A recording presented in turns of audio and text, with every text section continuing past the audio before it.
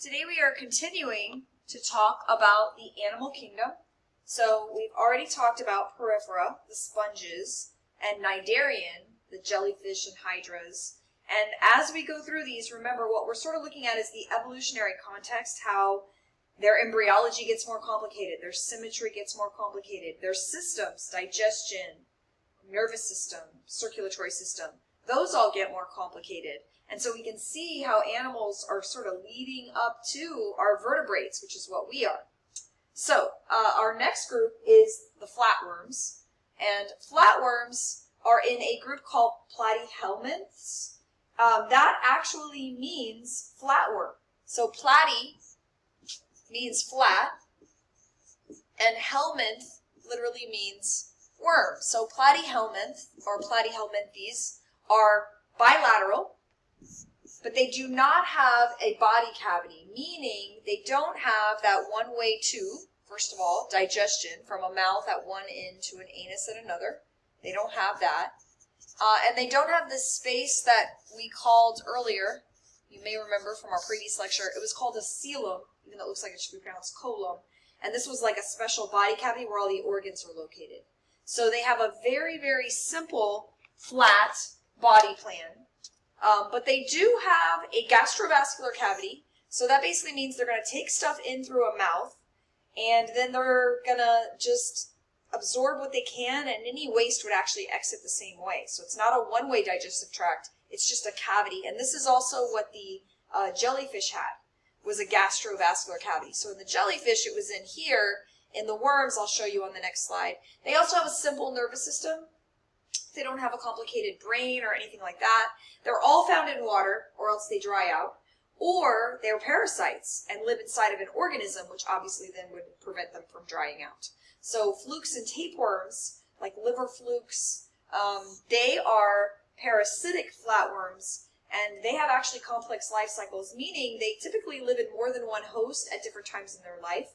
So for example, cows can get tapeworms through the eggs from the soil, and if they get a tapeworm, the tapeworm will go through a stage where it'll make what's called a cyst, and inside of that cyst are a whole bunch of babies or eggs. The cysts will form in the muscle of the cow, and then if you were to eat undercooked meat that contained those cysts, it could hatch into an adult tapeworm in you. So a lot of these worms have life cycles that involve multiple organisms. Flatworms and cnidarians, this is our checkpoint question, have different symmetry. Flatworms are bilateral. I'll show you in the next slide when you see a picture of one. But the cnidarians were radial. Bilateral is actually more complex. It's where we start to see what's called cephalization, the development of a head and a tail, and the development of a head that actually has sense organs in it. Both of them, though, do have a gastrovascular cavity. So gastrovascular cavity. So we're seeing a little bit of advancement. All right, so this is an example of a flatworm. This is one called Planaria. It's actually a little teeny tiny thing. This makes it look like it's huge. They're about 1/2 inch long. They also are capable of something really cool called regeneration. So if you were to cut this in half, the head will grow a new tail, and the tail will grow a new head, and you'll actually end up with 2 worms. So they do have nerve tissue. It's almost like the beginnings of a simple brain, so that we actually have a head and a tail. This is bilateral symmetry because they do have an anterior and a posterior. They have a left side and a right side, dorsal, ventral, all that stuff we've talked about. Their mouth is actually back here, which looks kind of funny. But no anus. They don't have a one-way digestive tract. They basically take in their food. This whole cavity is where they can digest the food, and then waste they would get rid of. And this is a tapeworm. So tapeworms, a little bit scary, they can get really long, several feet long. And what will happen is the segments, each segment has reproductive male and female hermaphrodite structures. And then these segments get passed out in feces, and then an organism that eats that, or eats, say, grass, where the feces was, and now those pieces of tapeworm are there, they can then catch the tapeworm. But here's the thing, this can come out of your body, and the head, this is where it's got these hooks to like stick at your intestine. The head, as long as the head stays behind, it'll grow new segments. So you don't kill the worm by removing these. You actually have to kill the head portion of the worm and kill the whole thing. And you could take medication for that. Tapeworms are not that common in people because our meat goes through inspections and things like that. So in this country, at least, we don't have a lot of tapeworms. But you do see it a lot in dogs and cats and domestic animals if they don't, watch them and receive treatment. All right. So our next group are called nematodes. And nematode actually means roundworm. So just like tapeworms and flukes, they have bilateral symmetry. They have 3 layers of tissue, ectoderm, mesoderm, endoderm. They're talking about in the embryo. And they do have a protective coating called a cuticle, and they're the first ones that have a one-way digestive tract. So they actually have at one end a mouth, and at the other end an anus. So they eat their food, they digest their food within this cavity, absorb the nutrients from it, and then at the other end, the waste comes out. So they also have, this would be like an intestine here, and they can absorb a lot more nutrients from their food than just a gastrovascular cavity where simple digestion happens. Some of them are free-living, but a lot of them are parasites of animals. A common one that you may have heard of if you have a dog is heartworm. Heartworm, the larvae are passed to your dog by mosquitoes, and then they grow into the adult worm, and they actually live in the valves of your dog's heart, and they can kill them. Very hard to treat, so it's much better to do preventative care and give them like heartworm medication every month. They usually sell like a chewy little chewable pill, and that prevents them from getting heartworm because heartworm can be deadly. Again, the advantage of a one-way complete digestive tract is that you can actually get a lot more nutrients out of the food. It's not just coming in and going back out the same way. It's actually passing through for a long period of time, all this distance, and a maximum absorption of all the nutrients from that food can occur. So this is kind of a nasty picture. This is a porpoise. I don't know why they included this particular picture. I would have put in a heartworm picture so you could see, because that's actually something you're probably not ever going to cut open a porpoise. But this is the artery of a porpoise, and these are roundworms that are actually living in that porpoise. Now I don't know if that if they're doing surgery here to remove it, or if the porpoise died and they're just showing you what happened. But you can imagine that if this is the artery that's supposed to be carrying blood, that this could totally get clogged up, just like the heart of a dog with heartworm. Okay, so let's move along. All right, so our next group is mollusks. So the word mollusk actually means soft, because mollusks all have a soft body. So phylum Mollusca, it actually translates to soft or soft-bodied. They all have a muscular foot.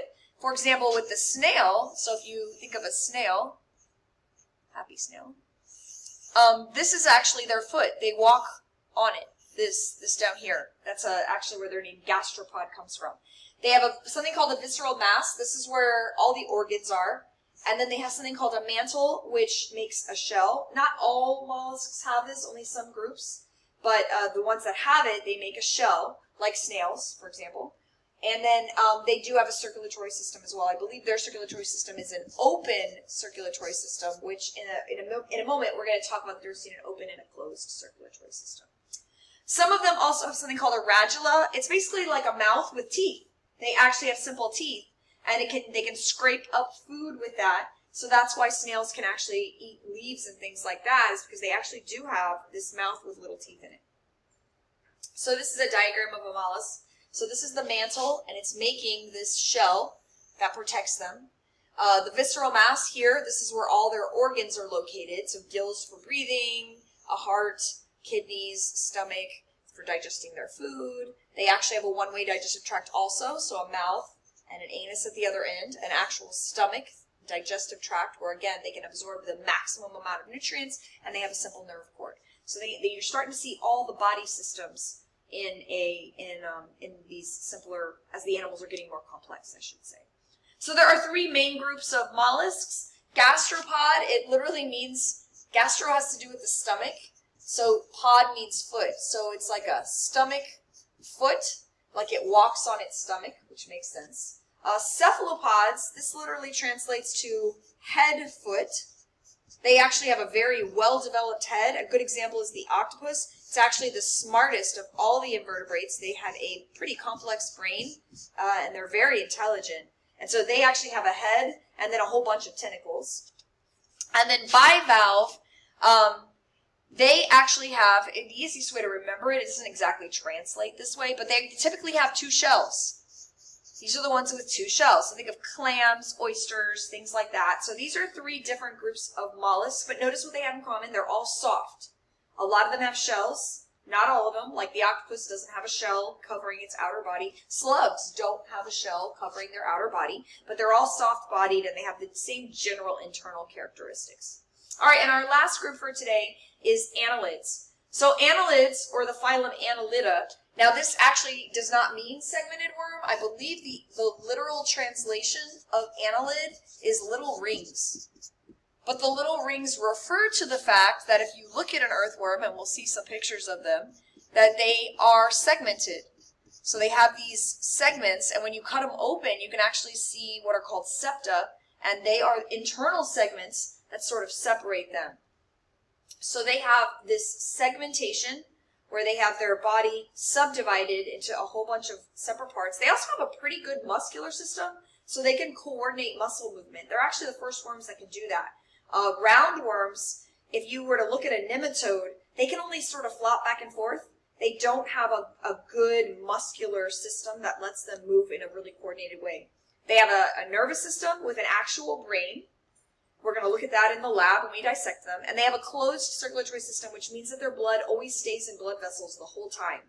An open circulatory system is what mollusks and arthropods have. And basically what happens is, if you imagine that there's a heart, and the blood flows out through these blood vessels, and then the blood vessels just end, and the blood like bathes the tissues. And then they rely on muscle contractions to sort of force the blood back into blood vessels that take it to the heart. So there's this whole section in the middle where the blood is just sort of sinking into all the tissues. It's not very efficient. That would not work for us. If you cut a bunch of our blood vessels open and then try to get the blood to go back to the heart, we would die.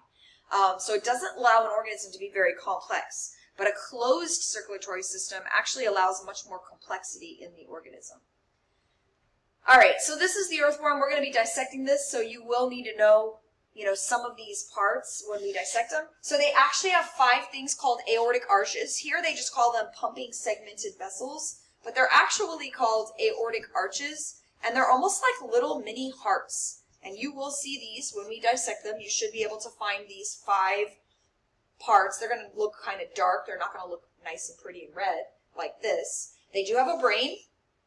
Interestingly, they have a ventral nerve cord, meaning their nerve cord runs along their belly, not along their back. Another fun fact about them, and you don't see it in this picture, but they actually are hermaphrodites. They make both sperm and eggs. And then but they can't fertilize themselves. So they still have to mate and swap sperm with another earthworm, and that way they each sort of fertilize one another's eggs. And the reasoning behind that, if you think about it evolution-wise, is if an earthworm could fertilize itself, you'd have inbreeding. You'd end up with genetic defects and problems. And so this is sort of an evolutionary way of sort of getting the earthworm to cross with other worms and maintain genetic diversity, and that keeps them healthy. They have a complex digestive tract, mouth, something called a pharynx that pumps dirt, is what they eat, into their esophagus, to their crop, something called a crop, and a gizzard that grinds up the food, and then all of this to the end is intestine, where they can absorb all the nutrients from what they ate.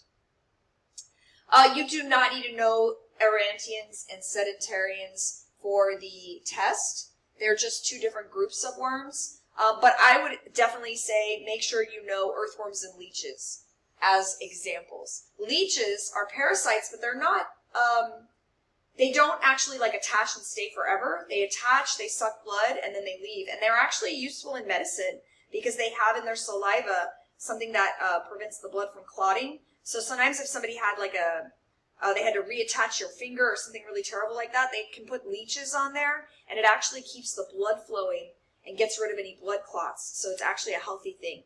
Tapeworms and leeches, the difference, well, tapeworms are flatworms, so they don't have a digestive tract. Leeches can actually live on their own. They're much more complex.